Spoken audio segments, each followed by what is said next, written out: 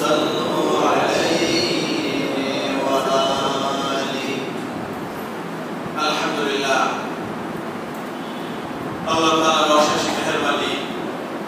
রজব মাসের শেষ জুমা আপনাকে আমাকে আল্লাহ তাআলা জুমার নামাজ আদায়ের লক্ষ্যে আল্লাহর ঘর জামে মসজিদে আসবার, বসবার, দ্বীনি আলোচনায় অংশগ্রহণ করবার তৌফিক ইনায়েত করেছেন। শুকর আদায় করি আলহামদুলিল্লাহ। রজব মাস আর শাবান মাস, এই দুই মাস হলো রমজানের প্রস্তুতির মাস। আর এই প্রস্তুতি হিসেবে আল্লাহ রাসূল দোয়া করতেন, আল্লাহুম্মা বারিক লানা ফি রজবা ওয়া শাবানা ওয়া বাল্লিগনা রমাদান। হে আল্লাহ, আমাদের জীবনে রজব আর শাবান মাসে বরকত দান করেন, রমজান মাসে পৌঁছায় দেন। রমজানের কাছাকাছি এসে রমজান হারায় যাবে এমন যেন না। বাজারের উদ্দেশ্যে গেলেন, বাজারে ঢোকার আগেই অ্যাক্সিডেন্ট করে আবার ঘরে ফিরে আসা লাগবে এমন যেন না হয়। রমজান তো আখিরাতের বাজার না দুনিয়ার বাজার? এখন আমাদের জন্য দুনিয়ার বাজার। রমজানে কি কি জিনিস বেশি খাবে মানুষ এখন থেকে স্টক করা শুরু হয়ে গেছে। সময় মতো দাম বাড়ায় দেবে, পজিশন হচ্ছে। রমজানে ভালো ব্যবসা করতে হবে। এক রমজানে কেউ 1 কোটি টাকা টার্গেট নেয়, কেউ 5 কোটি টাকা টার্গেট নেয়। ছোট মোটো ব্যবসায়ী যারা তাও 2-4-5 লাখ টাকা টার্গেট নেয় যে এক মাসে আমার এই কামাইতে হবে। ঠিক ঠিক না? এই হলো আমাদের রমজানের প্রস্তুতি। এই হলো আমাদের রমজানের প্রস্তুতি। রমজান মাসে কামাইতে হবে, রমজান মাসে টাকা উপার্জন করতে হবে, ঈদের বাজার গরম করতে হবে, ইফতারির বাজার গরম করতে হবে, মাল স্টক করতে হবে।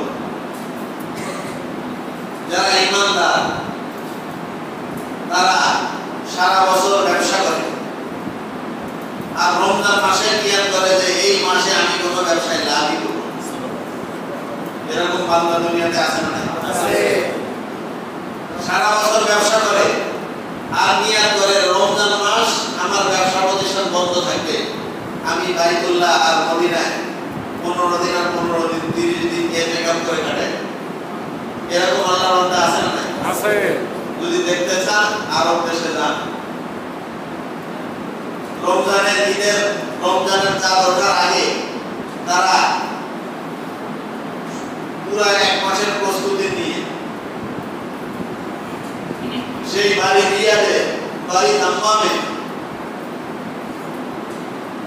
1700-800 কিলোমিটার দূরে, কিন্তু মদিনা শরীফে মেকআপ করবে এই জন্য গাড়ি ড্রাইভ করে চলে আসছে। ওই যে গাড়িকে গ্যারেজ করে ঢুকাইছে, ঈদের দিন ঈদের চাঁদ দেখে বাইতুল্লাহ ঈদের নামাজ পড়ে তারপরে গাড়ি গুছে গুছে তারপর বাড়ি। এরকম আল্লাহর বান্দা আছে না? আছে। ওদের জন্যই আমরা এই রমজান মাসে বেশি বেশি উপার্জন করে পকেট ভারী করার সুযোগ পাচ্ছি। যদি ওরা না থাকতো, এই পৃথিবী থাকতো না, আর আমরা ধান্দাবাজি করতে পারতাম না। কিছু মানুষ আল্লাহর পাগল আছে, কিছু মানুষ জিকিরের পাগল আছে, কিছু মানুষ নামাজের পাগল আছে। बता हमको तेरे राह किस तरफ है, तेरे राह पर चला हमको खुदाया। ऐ मौला আমাকে বাতলায় দেন, দেখায় দেন আপনাকে পাবো কোন রাস্তায় চলে, কোন পথে চলে আপনাকে পাওয়া যাবে, আপনার সন্তুষ্টি অর্জন করা যাবে, জান্নাত পাওয়া যাবে, আপনার দিদার লাভ করা যাবে। সেই রাস্তাটা আপনি আমাদেরকে দেখায় দেন, সেই রাস্তায় আপনি আমাদেরকে চলার তৌফিক দিয়ে দেন। বাতা हमको तेरे राह किस तरफ है, तेरे राह पर चला हमको खुदाया, तेरे आगिया से हमको छुड़ा कर तेरे आगिया ले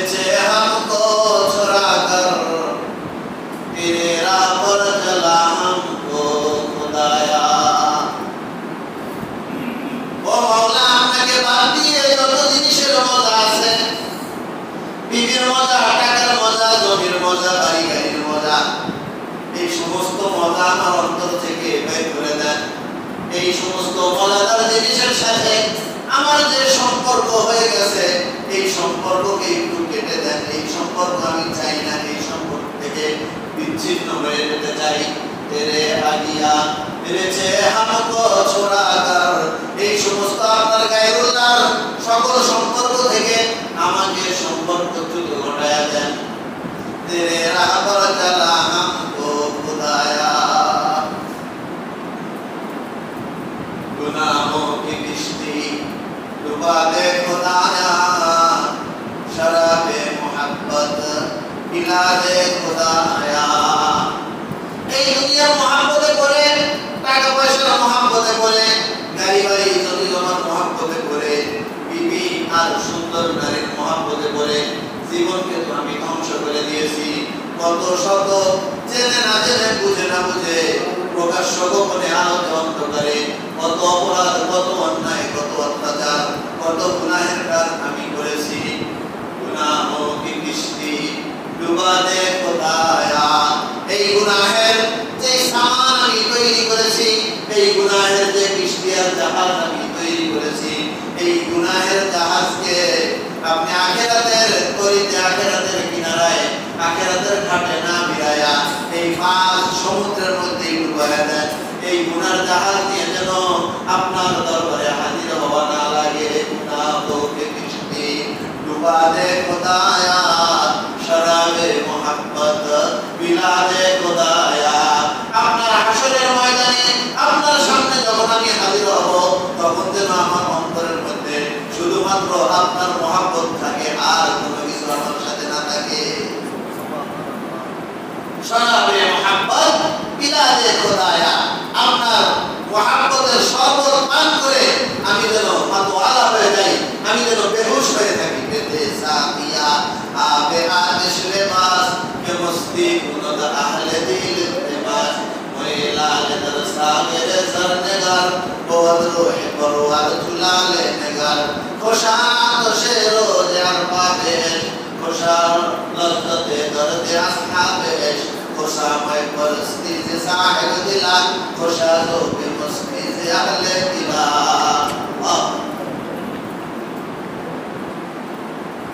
এই শেরগুলো বোঝা খুব কঠিন। শেখ সাদি বলতেছে একজন শরাবখোর, একজন মদখোর, সে শরাবের জন্য, মদের জন্য, মাদকের জন্য যেমন পাগল হয়ে যায়, দেওয়ানা হয়ে যায়, যতক্ষণ পর্যন্ত তার মদের পেয়ালা তার সামনে না পায় ততক্ষণ পর্যন্ত সে সব কিছু ভুলে যায়। সুন্দরী নারীর দিকে তার কোনো দোষ থাকে না, সুন্দরী গাড়ির দিকে তার, সুন্দর গাড়ির দিকে তার কোনো লোভ থাকে না, সুন্দর বাড়ির দিকে তার কোনো নেশা থাকে না। তার একটা মাত্র নেশা ওই লাল শরাব যতক্ষণ তার ঠোঁটে না লাগাবে, যতক্ষণ সে চুমুক দিতে না পারবে ততক্ষণ পর্যন্ত সে কেমন যেন বেহুশ হয়ে থাকে। ও খোদা, আমি আল্লাহর প্রেমে, ইয়া আল্লাহ আমি আপনার প্রেমে এমন আশিক হয়ে গেছি, এমন দেওয়ানা, এমন পাগল হয়ে গেছি, আপনার দিদার লাভ না হওয়া পর্যন্ত দুনিয়ার সমস্ত লজ্জার মজার জিনিস আমার কাছে তুচ্ছ হয়ে গেছে। আমি তো আপনার জান্নাতে গিয়ে আপনার দিদার লাভ করে আমার সেই তৃষ্ণাকে, আমার সেই আশাকে, আমার সেই আকাঙ্ক্ষা, তামান্না, বাসনা আর সেই নেশাকে আমি যতক্ষণ না মিটাতে পারবো ততক্ষণ আমি আপনার বান্দার কোনো বিস্তার নাই, কোনো শান্তি নাই। এরকম আল্লাহর বান্দা আছে না নাই? আছে। তাদের কারণে এই দুনিয়া টিকে আছে। নাইলে কোথায় ইয়ামে শাহজালাল ইয়ামানি কবর কোথায়? সিলেটে। সিলেটে। কোথায় খান জাহান কবর কোথায়? বাগেরহাটে। জিন্দাবি রহমাতুল্লাহ আলাইহির জন্ম কোথায়? বলেন জানি না। জানেন না? আর আমরা 14 গোষ্ঠীর জন্য কবরস্থান একটা বানায় তুলি, এই গোষ্ঠীর যত মানুষ মারা যাবে এই পারিবারিক কবরস্থানে কবর দেওয়া হবে। কি ফেকে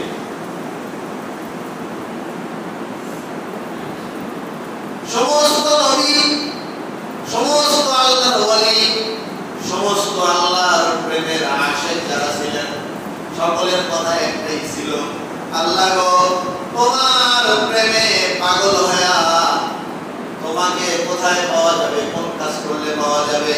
আল্লাহ বলে যে আমার বান্দাদেরকে আমার পরিচয় দেখায় দাও, আমার পরিচয় করায় দাও, মানুষের কাছে আমার বাণী পৌঁছায় দাও, তাহলেই আমার ক্যাম্পাস করলে আমি সবচেয়ে বেশি খুশি হব। প্রধানমন্ত্রী কি চায়? তার বদনামি করুক, তার দেশের জনগণ এটা চায় না, তার ক্যাম্পাস করা এটা চায়। তার ক্যাম্পাস করা, হ্যাঁ, তার ক্যাম্পাস করা যায় না।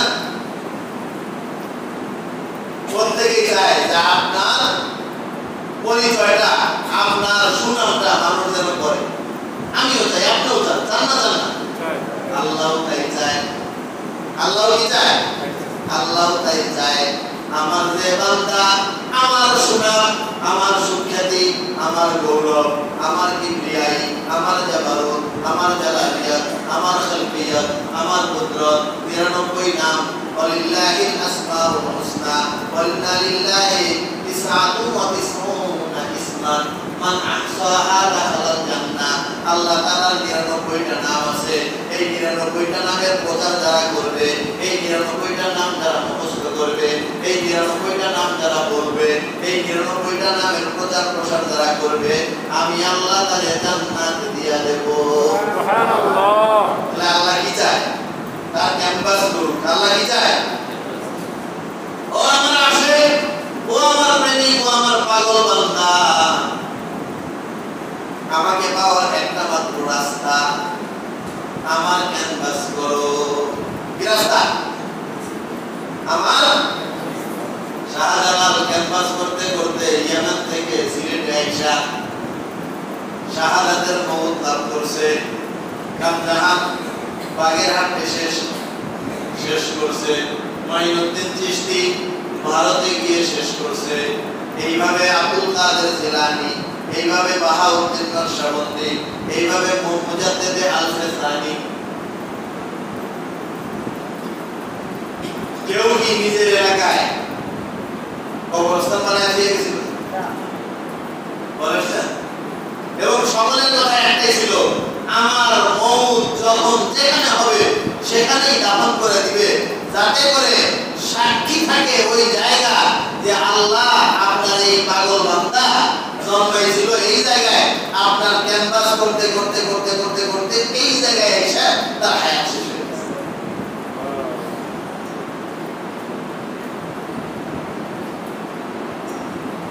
এরকম পাগল আল্লাহর পৃথিবীতে আছে না নাই? আছে। তো এই রজব মাস, শাবান মাস আমাদেরকে পাগল হওয়া লাগবে। কি হওয়া লাগবে? কি হওয়া লাগবে? কিসের? টাকা, আল্লাহ, ব্যবসা, হ্যাঁ, কাপড়ের ব্যবসাদের, কাপড়ের ব্যবসায়ী যারা, তাদের কাছে আজকে ওয়াজ আমার ভালো লাগে না। আর মুদি দোকানদারদের কাছে তারও ভালো লাগে না। দেখেন তারা মনে আসেই নিয়ে আসে। কেন? রমজান মাস আল্লাহর পাগলদের মাস, রমজান মাস আল্লাহর প্রেমিকদের মাস, আল্লাহর আশিকদের মাস। আর আমরা বানাইছি রমজান মাস কাদের মাস? ব্যবসায়ীদের মাস, ব্যবসার মাস। সারা রাত বলে পাবলো দর্জিদের তো কোনো ঘুম নেই, সারা রাত তাহাজ্জুদ করে। কি বলে? সারা রাত তাহাজ্জুদ করে। আর ঈদের দিন সারাদিন ঘুমায়। অনেক দর্জিরা ঈদের নামাজ করে। আমি কি মিথ্যা কথা বলতেছি? না, আছে না নাই বলেন? আছে। আল্লাহর পাগল হয়ে যান। না আমেরিকা না লন্ডন से हो उल्फत, हमें मस्ते मदीना कर खुदाया। উন্নত মানের রাষ্ট্র আমেরিকায় আমি যেতে চাই না, লন্ডন আমি যেতে চাই না, চীন জাপানে আমি যেতে চাই না, আমাকে একটু মদিনার পাগল বানায়া দাও। না यूरोप से न जावा से उल्फत हमें उशाके काबा कर खुदाया। ইউরোপে আমি যেতে চাই না, জাপানে চীনে আমি যেতে চাই না, আমাকে একটু কাবার আশিক বানায় দাও, কাবার প্রেমিক বানায় দাও। जिसे चाहे तू दे दुनिया की दौलत हमें मस्त इबादत कर खुदाया। ओ खुदा টাকা তোমার যাকে ইচ্ছা তাকে দিয়ে দাও, জমি জমা পয়সা পাতি পোস্ট পজিশন যাকে ইচ্ছা তাকে দিয়ে দাও, আমার এগুলো কোনো চাহিদা নেই, আমাকে একটু ইবাদতের পাগল বানায়া দাও। কিসের পাগল হয়ে যায়? ইবাদত করে আমার মজা। আল্লাহ রাসূল বলতেছেন as-সালাতু কুররাতু আইনি, নামাজ হলো আমার চোখের তৃপ্তি, চোখের ঠান্ডা। আর আমরা মুসলমান, আমাদের কাছে নামাজ একটা ঝামেলার বিষয়। কিসের বিষয় বলেন? এটা ঝামেলা।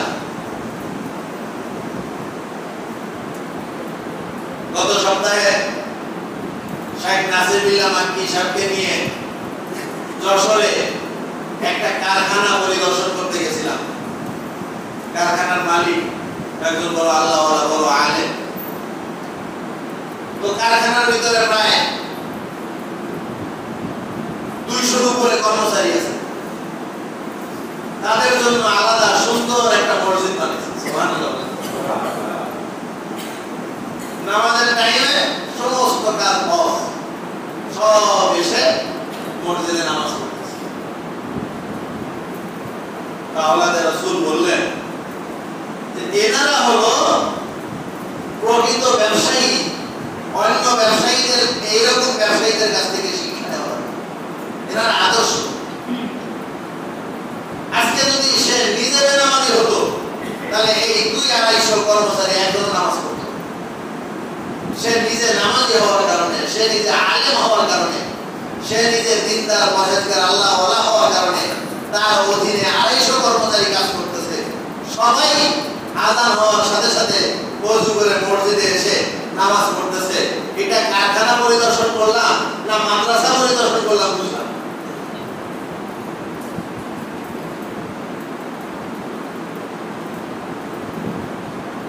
তাহলে আল্লাহর প্রেমিক বান্দা আছে না নাই?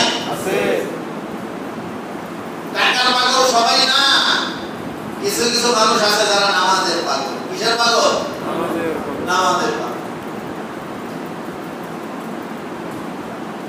কয়েকজন কর্মচারী আইসা হাত ধরায় ধরছে, পা ধরায় ধরছে, হুজুর আমাদেরকে তওবা করান, আগে নামাজ পড়তাম না, এই কারখানায় আসার পরে নামাজ পড়ছি, এখন খুব ভালো লাগে, দোয়া করেন আর তওবা করেন, জীবনে আর কোনোদিন গুনাহ করব না, নামাজ পড়ব।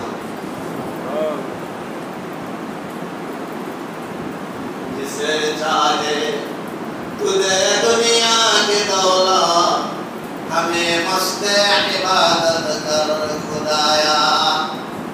ओ मौला আপনি যাকে ইচ্ছা দুনিয়ার দৌলত দেন, টাকা পয়সা দেন, আমি কিন্তু দুনিয়ার দৌলত চাই না, আমি কিন্তু টাকা পয়সা চাই না, আমি চাই আপনার ইবাদত করে যেন মজা পাই।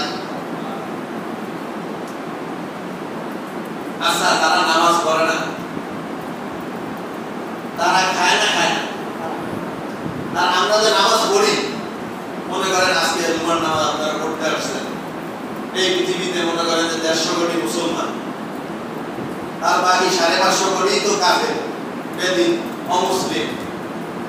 তারা তো আল্লাহ রাসূলকে চেনে না, চেনার মতো কেউ চেনে না, নামাজ তারা পড়ে না, এক ধারসে দুনিয়াদারি তারা করতেছে। তো তারা কি শুধু তারাই খাবার খায় না আমরাও খাইছি? আমরা যেখানে নামাজ পড়তে আসছি সকালবেলা কি না খেয়ে আসছি? না খানা খেয়েছি। আবার নামাজ পড়ার পরে পেট ভরে খাবো না খাবো না? বরং জরিপ করলে দেখা যাবে মুসলমানরা যেই পরিমাণ খানা খায়, মুসলমানদের রিজিকের যে আইটেম, পৃথিবীতে কোনো কাফের বেদিন মুশরিক এত খানা খায়। ঠিক না? আপনি গিয়ে জরিপ করে দেন। হিন্দুস্তানের যারা কোটি কোটি বড় বড় ব্যবসায়ী তারাও মাসে একদিন মুরগির গোশত খায় কিনা, খাসির গোশত খায় কিনা আপনি জরিপ করে দেন। আর ওরে মুসলমান গরু খাওয়া মুসলমান কি খাওয়া, মানে সপ্তাহে এক দুই দিন গরু না খেলে। আর আপনারা মনে করতেছেন যে এতিমখানার মানুষরা কি খায় না খায় ওই জিজ্ঞেস করেন। আমরা যদি 500 টাকা 550 টাকা কেজির গরুর গোশত মাসে একবার কিনে খান, ওই এতিমখানার হুজুররা প্রত্যেক সপ্তাহে অন্তত 2 বার গরুর গোশত দিয়ে দেন।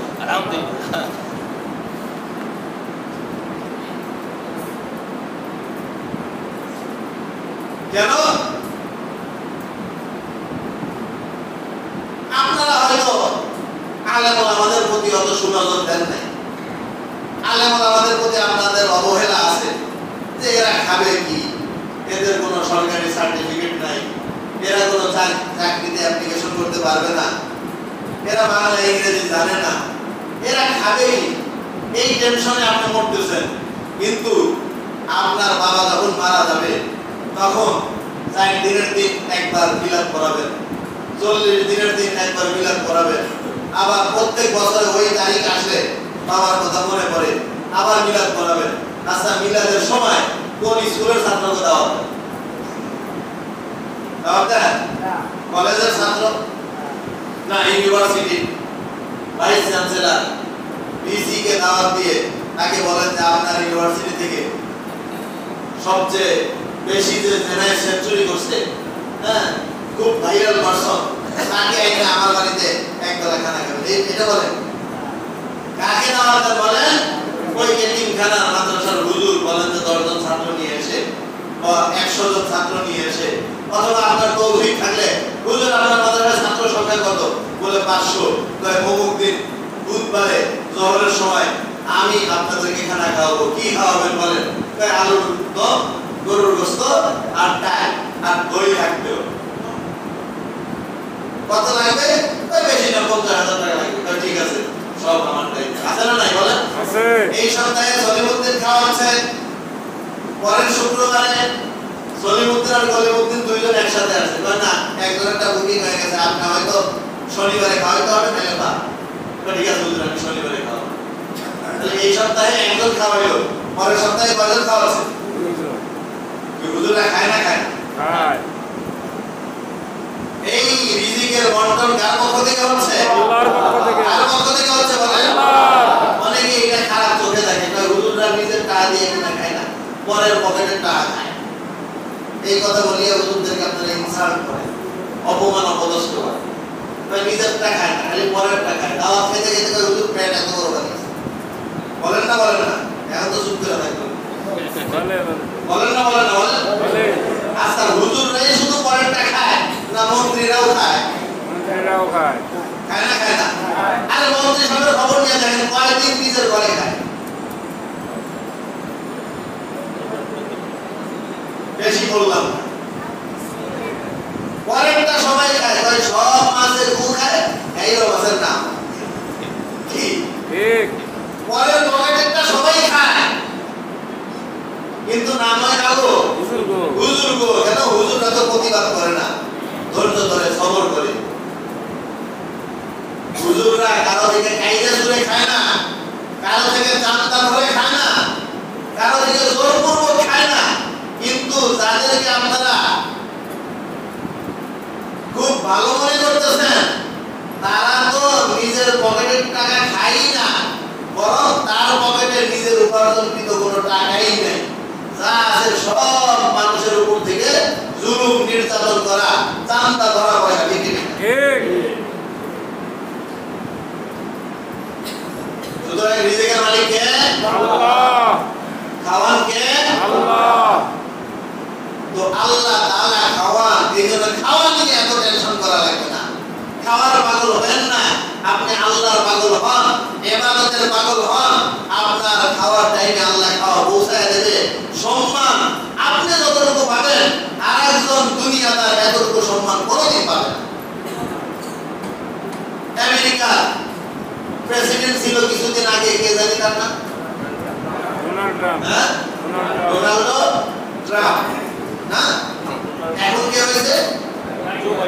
Joe Biden. জো বাইডেন হয়েছে। আচ্ছা বলেন, এখন কি বাংলাদেশের কেউ ডোনাল্ড ট্রাম্পকে দাওয়াত দেবে? না দেবে? দাওয়াত দেবে? না রাষ্ট্রীয়ভাবে তাকে আর সম্মান করবে? না। ওর ক্ষমতা শেষ, ওর সম্মান শেষ, ওর পদ শেষ। পরে আর পৃথিবীতে কোনো মানুষ মরার আগ পর্যন্ত সম্মান করবে না। বুশের নাম আর কেউ সম্মানের সাথে নেয় না। বুশের নাম শুনলে আর কেউ সেলুট দেয় না, দেয় না। কিন্তু আল্লাহ রাসূল 1400 বছর আগে দুনিয়া থেকে চলে গেছেন। আবু বকর সিদ্দিক 1400 বছর আগে দুনিয়া থেকে চলে গেছেন। ওমর ফারুক, ওসমান গনি, আলী কারামাল্লাহু আনহা, তারপরে খাজা মঈনুদ্দিন চিশতি, বাহাউদ্দিন নকশবন্দি, মুজাদ্দিদ আল-বুখারী, আব্দুল কাদের জিলানী, আবু হানিফা, ইমাম শাফিঈ, ইমাম মালিক, ইমাম আহমদ ইবনে হাম্বল, এরকম যত মানুষ আল্লাহর পাগল ছিলেন, তাদের ক্ষমতা এখনো পর্যন্ত আছে না নাই? আছে। এখনো পর্যন্ত ভারতের মসনদে ক্ষমতার চেয়ারে যখন যে বসে, ওই খাজা মঈনুদ্দিন চিশতি আজমির শরীফের ওই কবরের দিকে দেখায় আর বলে, যদিও আমি বসেছি চেয়ারে, কিন্তু মুকুটবিহীন সম্রাট এখনো ওই কবরের ভিতরে ঘুমিয়ে আছে। ওনার দোয়া যদি আমি না নিতে পারি, আমি এই ভারতের মসনদে 1 সেকেন্ড টিকে থাকতে পারবো না। ঠিক। গত কয়েকদিন আগে ডিসি অফিসে একটা মিটিং ছিল। ডিসি সাহেব এই বাগেরহাটে নতুন এসেছেন। উনি আসার পরে প্রথম ওলামায়ে কেরামদেরকে নিয়ে, ইমামদেরকে নিয়ে একটা বৈঠক করেছেন। সেই বৈঠকে আমি বক্তব্যের ভিতরে এক পর্যায়ে আমি বলছি এই কথা, যে বাংলাদেশের ভিতরে অন্যতম 2টি জেলা আছে। এক জেলার নাম হলো শাহজালাল ইয়ামানির সিলেট, আর এক জেলার নাম হলো আল্লাহর মহান ওলি খান জাহান রহমাতুল্লাহি আলাইহি বাগেরহাট। বাংলাদেশে জনগণের সেবা করে যে যে পর্যায়ে থাক না কেন, সে যদি সফলতা অর্জন করতে চায়, এই 2 আল্লাহর ওলির প্রতি যদি তার মহাব্বত আর শ্রদ্ধার দৃষ্টি না থাকে, তাহলে সে কোনোদিন এই বাংলার জমিনে জনগণের সেবা করে সফল হতে পারবে না। আর যদি থাকে, তাহলে সে এনিওয়ে সফল হবে এবং ভালো হবে। এইটা আমি বোঝানোর চেষ্টা করছি। এরপরে ডিসি সাহেব প্রায় আধা ঘন্টা বক্তব্য দিয়েছেন। তার বক্তব্যের ফার্স্ট টু লাস্ট শাহজালাল ইয়ামানি আর খান জাহান সম্পর্কেই বলছেন, এবং উনি বলছেন যে আমার চাকরি জীবনের সূচনা হয় সিলেট থেকে, আর আমার প্রথম প্রমোশন ডিসি হয়ে বাগেরহাটের দায়িত্ব পেয়েছে। এই জন্য আমি নিজেকে গর্বিত মনে করি। তাহলে সম্মান কারা পাইল বলেন? দুনিয়ার পাগলরা পাইল না আল্লাহর পাগলরা পাইল? আল্লাহর পাগলরা। বেশি খাইলো কারা? দুনিয়ার পাগলরা বেশি খাইলো না আল্লাহর পাগলরা বেশি খাইলো? তাহলে সম্মানও আল্লাহর পাগলরা পায়, রিজিকও আল্লাহর পাগলরা পায়, মানুষের ভালোবাসাও কারা পায়? আল্লাহর পাগলরা। আল্লাহর পাগলরা পায়। ও দুনিয়ার পাগলরা, রজব মাস, শাবান মাস, রমজান মাস, ওই পাগলামি করার 3টা মাস। দুনিয়ার পাগলে পাগলামি ছেড়ে দিয়া আল্লাহর পাগলের পাগলামি করার জন্য প্রস্তুতি গ্রহণ করো। মনে হয় আমি বুঝাইতে পারতেছি না। কি করতে হবে বলেন? দুনিয়ার পাগলামি ছেড়ে দেন, জিনিসপত্রের দাম বাড়ান না, রোজাদারদেরকে কষ্ট দিয়েন না। যদি স্টক করার নিয়ম থাকে, আপনার ব্যাংকে যদি পর্যাপ্ত টাকা থাকে, তাহলে ব্যাংকের থেকে টাকা তুলে মাল স্টক করেন এই নিয়তে যে রমজান মাসে এখন যে রেট আছে, সেই রেটের যে 2 টাকা কম দিয়ে রমজান মাসে আমি মার্কেট করব। পারলে এরকম সিদ্ধান্ত নেন, আপনার সিদ্ধান্তের কারণে আল্লাহ তাআলা আপনার যত রুজির ভিতরে বরকত দিয়ে দেবে। সুবহানাল্লাহ। আর যদি সিদ্ধান্ত উল্টে যায় যে না আমি স্টক করবো এই জন্য যে রমজানে বেসন ভালো চলবে, ছোলা বুট ভালো চলবে, চিনি ভালো চলবে, এই জন্য এখন এগুলো স্টক করো, রমজানে আমি এই স্টক করে অন্তত 5 লক্ষ টাকা এক মাসে ইনকাম করব, 10 লক্ষ টাকা এক মাসে ইনকাম করব। আরে দুনিয়ার পাগলেরা, আল্লাহওয়ালাদেরকে, আল্লাহর রোজাদার বান্দাদেরকে, আল্লাহর প্রেমিকদেরকে যে কষ্ট দিলি, আজকে একজন আল্লাহর প্রেমিক তারে কেউ চেনে না, সে রিক্সা চালায়, সে ঠেলাগাড়ি চালায়, সে ভ্যান চালায়, সে অটো রিক্সা চালায়, সারাদিন রোজা থেকে অটো রিক্সা চালায়া, ভ্যান চালায়া, এই রিক্সা চালায়া হয়তো 500 টাকা কামাই করছিল, অন্যান্য সময় 200 টাকার বাজার করলেই হয়ে যেত, বাকি টাকা অন্য জায়গায় খরচ করতো। এখন 500 টাকা দিয়েই তার বাজার করা লাগতেছে। এই যে তার দিলের ধোঁয়া, তুই 5 লক্ষ টাকা খরচ করে 5 লক্ষ টাকা জমায়া রমজানে খুব ভালো ব্যবসা করছিস, রমজানের পরে তোর মায়ের ব্লাড ক্যান্সার হয়ে 5 লাখের জায়গায় 10 লাখ কিন্তু খরচ হয়ে যাবে। কেন এই অভিশাপ তুই কামাইলি? একটু চিন্তা করে। কথাগুলো গায়ে লাগে না? এগুলো কষ্টের কথা, এগুলো আমাদের সমাজে আছে না নাই? আছে। এই জন্য বলতেছি আজকে আমাদের এত অশান্তি কেন? পৃথিবীর সবচেয়ে বেশি সংখ্যক মাদ্রাসাওয়ালা দেশ, বেশি সংখ্যক মসজিদওয়ালা দেশ, বেশি সংখ্যক মুসলমানওয়ালা দেশ, বেশি সংখ্যক আলেম ওলামা দেশ, কিন্তু এই দেশের মধ্যে এখনো কেন আমরা পিছনে পড়ে থাকবো? পিছনে পড়ে থাকার একটাই কারণ, আমরা আল্লাহওয়ালা এখনো হতে পারি নাই। আল্লাহর পাগলদেরকে আমরা এখনো চিনতে পারি নাই। বরং এই দেশে এখনো জেনাখোররা সম্মান পাইতেছে, মদখোররা সম্মান পাইতেছে, গাঁজাখোররা সম্মান পাইতেছে, কিন্তু আল্লাহওয়ালাদেরকে রাজনৈতিকভাবে, সামাজিকভাবে, রাষ্ট্রীয়ভাবে, প্রশাসনিকভাবে সকল দিক থেকে আল্লাহর প্রেমিকদেরকে কষ্ট দেওয়া হচ্ছে। কি বলেন? ঠিক কি ঠিক না? যার কারণে আমাদের ভাগ্যের চাকা পরিবর্তন হইতেছে না, আমাদের ভাগ্যের পরিবর্তন আসতেছে না। অতএব এই সামনে রমজান, আমরা কি হই? সতর্ক হয়ে যাই। এই লাইলাতুল মিরাজ থেকে আর মাত্র 2 দিন পরেই শুরু হবে কি? শাবান। কি শুরু হবে? শাবান। শাবান মাসের পরেই আসতেছে রমজান। শাবান মাসের নিসফুম মিন শাবান, শবে বরাত রয়েছে। কি রয়েছে? শবে বরাত। শবে বরাতের জন্য প্রস্তুতি নেই। কিসের প্রস্তুতি? রুটি বানাইতে হবে নাকি? ইবাদতের প্রস্তুতি নেই, কোরআন তেলাওয়াতের প্রস্তুতি নেই। রাসূল আকরাম সাল্লাল্লাহু আলাইহি ওয়াসাল্লাম যখন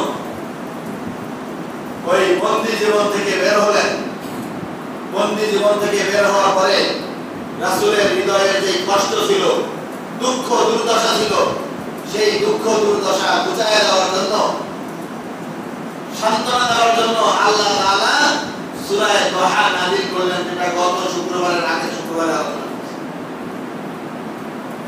সূরা কাহফ নাযিল করলেন, যে সূরার ভিতরে কাফেরদের পক্ষ থেকে 3টি প্রশ্নের উত্তর ছিল। মনে আছে না? ভুলে গেছেন? তো 2টি সূরা নাযিল করে আল্লাহ রাসূলকে সান্ত্বনা দিলেন, যে আমার প্রিয় হাবিব, তোমার জীবনের মোড় এখন ঘুরে গেছে, তোমার জীবনের মোড় ঘুরে গেছে। তখন রাসূলের বয়স কত জানেন? 50 বছর। বয়স কত?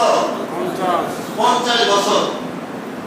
এই 50 বছর বয়সে আল্লাহ তাআলার পক্ষ থেকে মেসেজ আসলো যে আপনার জীবনের মোড় ঘুরে গেছে। ওয়ালাল আখিরাতু খায়রুল লাকা মিনাল উলা, অতীতের যে নিশ্চয়ই ভালো হবে রে ভবিষ্যৎ, একদিন খুশি হবি তুই রবি, তার নাম সুমন। আপনার জীবনের মোড় ঘুরে গেছে। এখন যে দিনগুলো আসবে, দিন দিন আপনার দিন ভালো হবে। কিন্তু আল্লাহ রাসূল মক্কাবাসীর দিকে তাকিয়ে দেখতেছেন, মিরাজ থেকে তো ঘুরে আসলাম, আমার এই মেরাজের কথা একজনও বিশ্বাস করে না। কি করে না বিশ্বাস এটা গাদা করি কথা এক রাতের ভিতরে সুবহানাল্লাযী আসরা বিআবদিহি লাইলাম মিনাল মাসজিদিল হারাম ইলাল মাসজিদিল আকসা মসজিদে হারাম হলো মক্কায় আর মসজিদে আকসা হলো ফিলিস্তিনে প্রায় 2000 কিলোমিটার দূরে কত কিলোমিটার 2000 ভাই এত দূরে এক রাতে গেছে আবার সেখান থেকে বলে 7 আসমানে উঠছে সেখান থেকে 70টা নূরের পর্দা ভেদ করেছে আবার এক আসমান থেকে আরেক আসমানের দূরত্ব আল্লাহ ছাড়া কেউ জানে না তো এত কিছু কইরা আসলো আয়েশা বলে দেখতেছে যে যেই শিকলটা দরজা থেকে খুইলা ওরাকে চলে আসে মেরাজ করে আসে সেই শিকলটা এখনো ঝুলতেছে এর বুঝে আসে আবু জাহেল কয় হে মুহাম্মদ তোর কথা যদি সত্য হয় তাহলে আমার একটা প্রশ্ন আছে কি প্রশ্ন আছে বলেন তুমি যে বাইতুল আকসায় গেছিলা মসজিদে আকসায় গেছিলা কতদিন মসজিদে আকসার দরজা কয়টা কুটি কয়টা খাম্বা কয়টা দরজা কয়টা জানলা কয়টা এই যদি বলতে পারো তাহলে বুঝবো যে হ্যাঁ তুমি ঠিকই কইছো আসলেই গেছিল তো আল্লাহর নবী আল্লাহর দিকে মুতাওয়াজ্জ হয়েছেন আল্লাহ এই প্রশ্নের উত্তর কেমনে দেব আল্লাহ আরশ থেকে বলতেছে জিবরাইল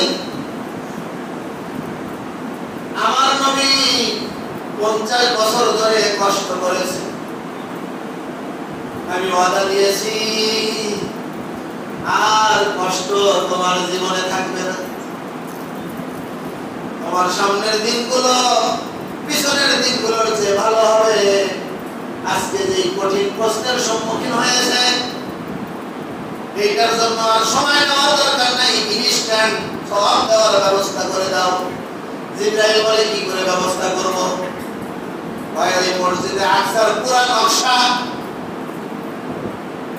আমার হাবিবের চোখের সামনে ধরে দাও যাতে করে কেউ দেখতে না পারে শুধুমাত্র আমার হাবিব দেখতে পারে আমার হাবিব দেখবে আর খাম্বা ঘুরবে আর বলবে জানালা দেখবে আর জানালা ঘুরে বলবে দরজা দেখবে আর দরজা ঘুরে বলবে আল্লাহর পক্ষে সম্ভব না অসম্ভব এখন তো আল্লাহর কুদরত ছাড়াই সম্ভব কেন আমাকে স্মার্টফোন আছে কি আছে বলেন স্মার্টফোন আছে স্মার্টফোনে যা লিখে সার্চ দিবেন তাই দেখা যায় ঠিক না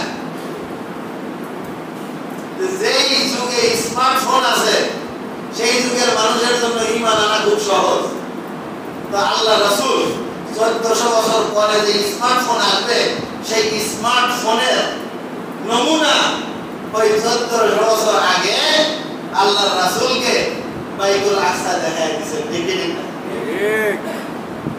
আল্লাহ রাসূল দেখে দেখে বলতেছে এতগুলো দরজা এতগুলো জানালা এতগুলো খাম্বা এতগুলো এগুলো লিখতেছে নোট করতেছে এগুলো তো মিলান লাগবে আমরা তো দেখি নাই তুমি যখন কইতেছো এগুলো মিলাই দেখি পরে লোক পাঠাইছে ওই সময় তো টেলিফোন ছিল না যে খবর দিয়ে কইবো হ্যাঁ বাইতুল আকসার ইমাম সাহেব আপনার মসজিদের কুটি কয়টা একটু বলেন ওই ব্যবস্থা তো ছিল না লোক পাঠাইছে লোক পাঠায়া মাসখানেক সময় নিয়ে ঘুরে এসে দেখে যে মুহাম্মদ যা কইছিল সব ঠিক আছে একটু ভুল আবু জাহেল ভাই তুমি তো তোমার চক্ষু কোটের মধ্যে জাদুর চোখ লাগাইছো কিসের চোখ লাগাইছো জাদুর চোখ লাগাইছো যে জাদুর চোখ দিয়ে দূরের জিনিসও তুমি দেখো নসিব যদি খারাপ হয় যতই কারামতি দেখেন আর যতই মর্যাদা দেখেন ওর কপালে হেদায়েত জুটবে না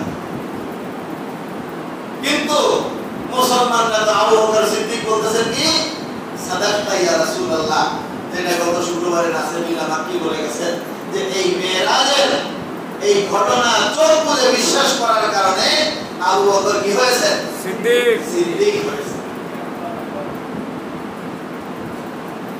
লম্বা ঘটনা একদিনে তো আর আল্লাহ রাসূল বর্ণনা করে না এক দিন এক ঘটনা কয় বিশেষ করে ফজরের নামাজ পড়ে আর বলে আল্লাহ ও আমার সাহাবায়ে কিরাম আমি মেরাজের রাতে দেখছিলাম একদল আমার উম্মতের মাথার খুলির মধ্যে একজন ফেরেশতা জোরে করে পাথর মারতেছে।